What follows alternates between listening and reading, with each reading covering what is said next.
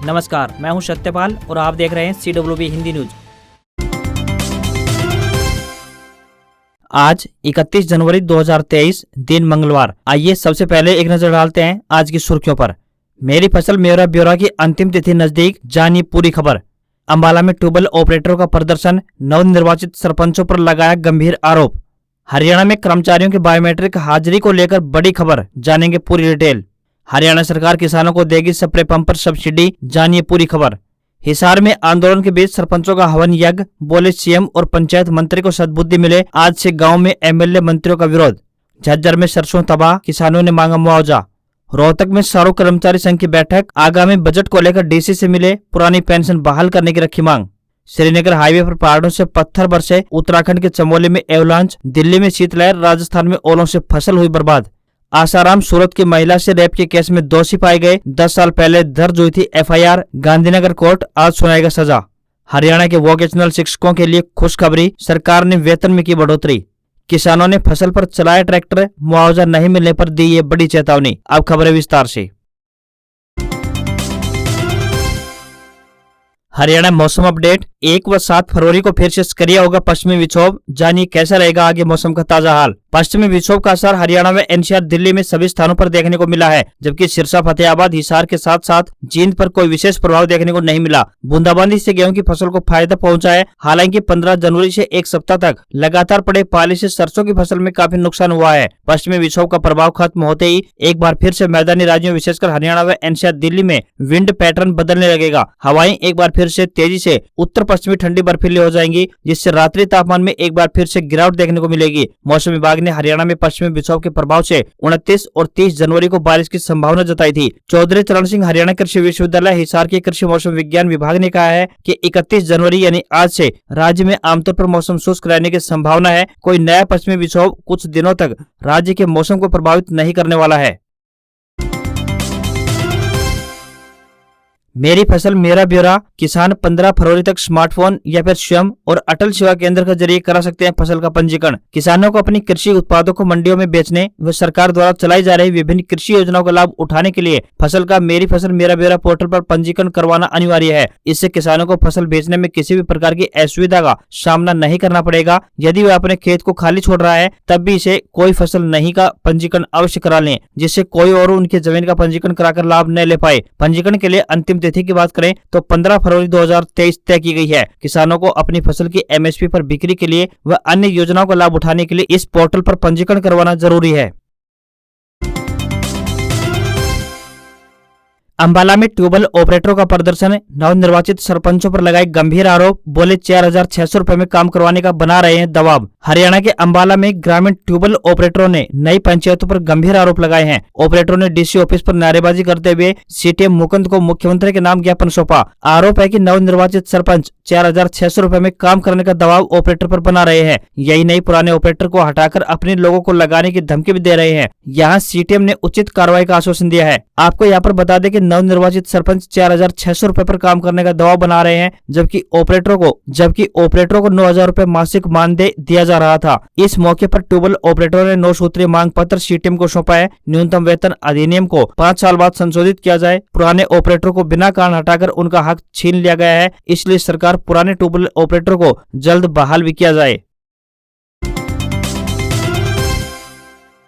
झज्जर में सरसों तबाह, किसानों ने मांगा मुआवजा, बोले लगातार फसल खो रही है खराब, कैसे पालेंगे परिवार, प्रशासन गिरदावरी कराए। हरियाणा के झज्जर में किसानों ने सोमवार को लघु सचिवालय में प्रदर्शन कर सरसों की खराब फसल के लिए मुआवजा की मांग की। किसान प्रशासनिक अधिकारियों को नुकसान दिखाने के लिए सरसों के पौधे भी साथ लेकर आए थे। उन्होंने कहा कि पहले बाजरा फिर कपास की फसल खराब हुई, अब सरसों भी नहीं बची है। किसान अब कैसे परिवार को पालेंगे। उन्होंने गिरदावरी करवाकर मुआवजा देने की मांग रखी। यहाँ पर आपको बता दें कि बेरी के गाँव माजरा, दुबरधन और शिवाना के काफी संख्या में किसान सोमवार को झज्जर पहुंचे थे। या उन्होंने मीडिया से मुखातिब होते हुए कहा कि उनके क्षेत्र की भूमि बरानी है, यहाँ पर जल भराव व बरसात होने से अधिकांश बार उनकी फसल खराब हो जाती है। पिछले दफा बाजरे तो वहीं कपास की फसल भी उनकी ज्यादा बरसात की वजह से खराब हो गई थी। उन्हें उम्मीद थी कि इस बार तो उनकी सरसों की फसल ठीक होगी, लेकिन पिछले दिनों पड़ी अत्यधिक सर्दी और बरसात ने उनके सारे अरमानों पर पानी फेर दिया। प्रशासन उनकी प्रभावित फसल की स्पेशल गिरदावरी कराकर उन्हें उचित मुआवजा दे ताकि उनकी फसल की लागत मिल सके। किसानों ने शासन और प्रशासन से गुहार लगाई है कि उन्हें उनकी बर्बाद फसल का समय रहते मुआवजा दिया जाए ताकि वो अपनी गुजर बसर कर सके।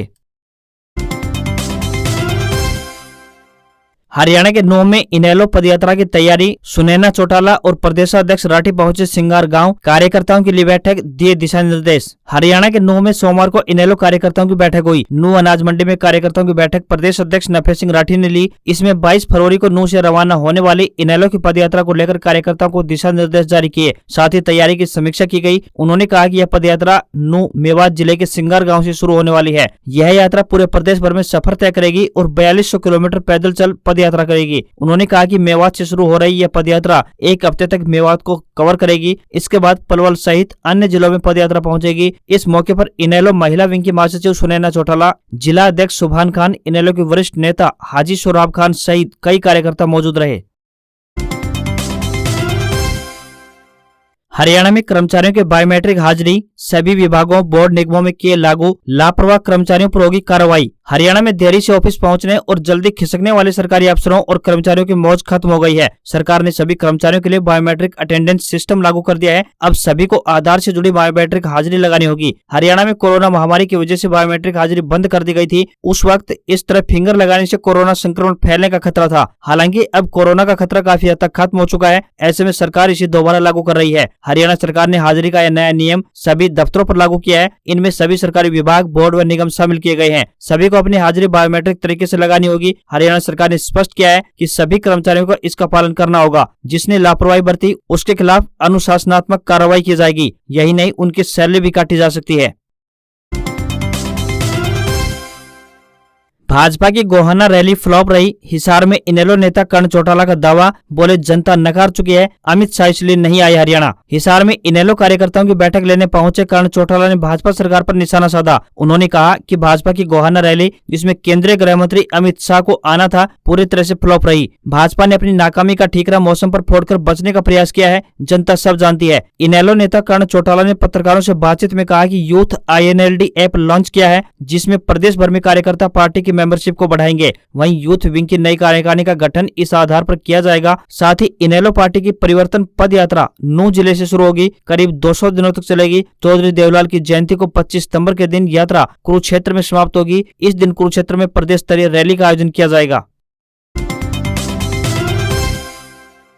ECHS फरीदाबाद जॉब्स अपडेट, विभिन्न पदों पर निकली भर्ती, अभी भेजे अपने आवेदन पत्र। Ex serviceman contributory health scheme यानी ECHS स्टेशन फरीदाबाद द्वारा क्लर्क, सफाई वाला और अन्य कई पदों पर आवेदन मांगे गए हैं। आपको बता दें कि यह भर्तियां कॉन्ट्रैक्ट आधार पर की जाएंगी। उम्मीदवार इन पदों के लिए ऑफलाइन माध्यम से अपने आवेदन भेज सकते हैं। पुरुष और महिला दोनों वर्गों के उम्मीदवार आवेदन भेज सकते हैं। जो भी उम्मीदवार इन पदों के लिए इच्छुक है वह डाक के माध्यम से अपने आवेदन भेज सकते हैं। आवेदन करने की अंतिम तिथि 21 फरवरी 2023 तय की गई है। इंटरव्यू की तिथि की बात करें तो 2 मार्च की सुबह 10 बजे निर्धारित की गई है। क्लर्क व डाटा एंट्री ऑपरेटर के लिए उम्मीदवार स्नातक पास होने चाहिए, तो वहीं सफाई के लिए उम्मीदवार को पढ़ना लिखना आना चाहिए। वहीं फार्मासिस्ट की बात करें, आवेदक के पास बी फार्मेसी अथवा 12वीं विज्ञान सहित यानी फिजिक्स, केमिस्ट्री और बायोलॉजी व फार्मेसी डिप्लोमा होना चाहिए। इन पदों के लिए कोई भी आवेदन शुल्क तय नहीं है। अधिकतम आयु 53 वर्ष निर्धारित की गई है, तो वहीं न्यूनतम आयु 18 वर्ष तय की गई है। हरियाणा के वोकेशनल शिक्षकों के लिए खुशखबरी, सरकार ने वेतन में की इतने प्रतिशत की बढ़ोतरी। हरियाणा सरकार ने वोकेशनल शिक्षकों के लिए बड़ा फैसला लिया है। हरियाणा के सरकारी स्कूलों में कार्यरत वोकेशनल शिक्षकों को बड़ा तोहफा दिया गया है। राज्य के ऐसे शिक्षकों के लिए मानदेय में 5% की वृद्धि की गई है। बता दें कि पहले व्यवसायिक शिक्षकों को 30,500 रूपए प्रतिमाह वेतन मिलता था, जिसे अब सरकार द्वारा बढ़ाकर 30,025 रूपए प्रतिमाह कर दिया गया है। हरियाणा विद्यालय शिक्षा परियोजना परिषद पंचकुला की ओर से आदेश जारी किया गया है कि वोकेशनल शिक्षकों को 5% वार्षिक वेतन वृद्धि प्रदान करने की स्वीकृति प्रदान की जाती है। ये आदेश 1 अप्रैल 2023 से लागू होंगे। ऐसे में वोकेशनल शिक्षकों में खुशी की लहर है। आपकी जानकारी के लिए बता दें कि हरियाणा सरकार ने कुछ दिन पहले पटवारियों के वेतन में भी बढ़ोतरी की थी। पटवारियों का वेतन अब 25,000 रूपए से बढ़कर 32,100 रूपए हो गया है। इस संबंध में 24 जनवरी को अधिसूचना जारी कर दी गई है। हरियाणा सरकार किसानों को देगी स्प्रे पंप पर सब्सिडी, आप भी उठा सकते हैं इसका लाभ। हरियाणा की गठबंधन सरकार किसानों के लिए अच्छी खबर लेकर आई है। किसान भाइयों को सूचित किया जाता है कि सरकार द्वारा प्रदेश के 8 जिलों में स्प्रे पंप पर सब्सिडी दी जा रही है। जो भी किसान भाई स्प्रे पंप पर सब्सिडी लेना चाहते हैं वह किसान agriharyana.org.in पर आवेदन करके सब्सिडी ले सकते हैं। प्रदेश के 8 जिलों की बात करें तो ये जिले हैं अंबाला, हिसार, भिवानी, रोहतक, झज्जर, मेवात, पलवल और चरखी दादरी। इसमें हस्तचालित स्प्रे पंप पर 600 रूपए प्रति पंप या कीमत का 40%, जबकि बैटरी चालित स्प्रे पंप जो कि 12 से 16 लीटर की होगी, इस पर 3,000 रूपए तक की सब्सिडी प्रदान की जा रही है। सब्सिडी लेने के इच्छुक किसान 25 फरवरी 2023 तक ऑनलाइन आवेदन कर सकते हैं। एक किसान को अधिकतम 1 स्प्रे पंप का लाभ दिया जाएगा। किसान खरीद के रसीद संबंधित कृषि विभाग अधिकारी के पास भेजेगा, जिसके पश्चात कृषि विभाग द्वारा रसीद को सत्यापित करके सब्सिडी किसान के बैंक खाते में भेज दी जाएगी। जवाहर नवोदय विद्यालय में छठी कक्षा में प्रवेश के लिए 8 फरवरी तक कर सकते हैं आवेदन। हरियाणा के भिवानी जिले में स्थित जवाहर नवोदय विद्यालय देवराला में कक्षा छठी सत्र 2023-24 में प्रवेश परीक्षा हेतु अंतिम तिथि 31 जनवरी से बढ़ाकर 8 फरवरी कर दी गई है। प्रवेश परीक्षा की तिथि 29 अप्रैल 2023 निर्धारित की गई है। कक्षा छठी में दाखिले के लिए अब 8 फरवरी तक ऑनलाइन आवेदन वेबसाइट navodaya.gov.in पर किए जा सकते हैं। अधिक जानकारी के लिए इच्छुक अभिभावक किसी भी कार्य दिवस के दौरान जवाहर नवोदय विद्यालय देवराला के प्राचार्य कार्यालय से संपर्क कर सकते हैं। एक सरकारी प्रवक्ता ने बताया कि कक्षा छठी में दाखिले के लिए अभ्यर्थी ने किसी भी सरकारी मान्यता प्राप्त व सरकारी सहायता प्राप्त विद्यालय में आवेदन वर्तमान सत्र 2022-23 में कक्षा 5 में अध्ययनरत होना चाहिए। अभ्यर्थी का जन्म की बात करें तो 1 मई 2011 से पहले तथा 30 अप्रैल 2013 दोनों तिथियां शामिल हैं के बाद का नहीं होना चाहिए।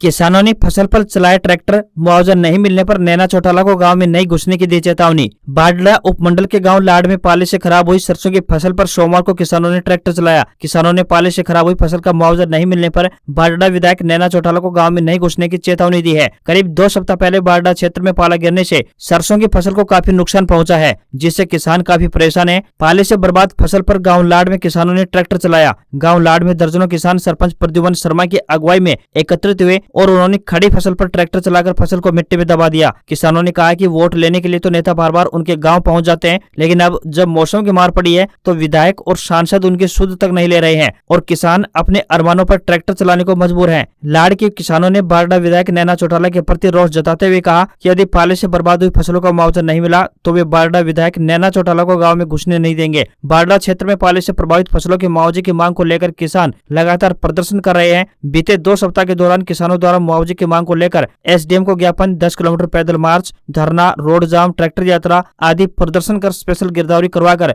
मुआवजा की मांग की गई है।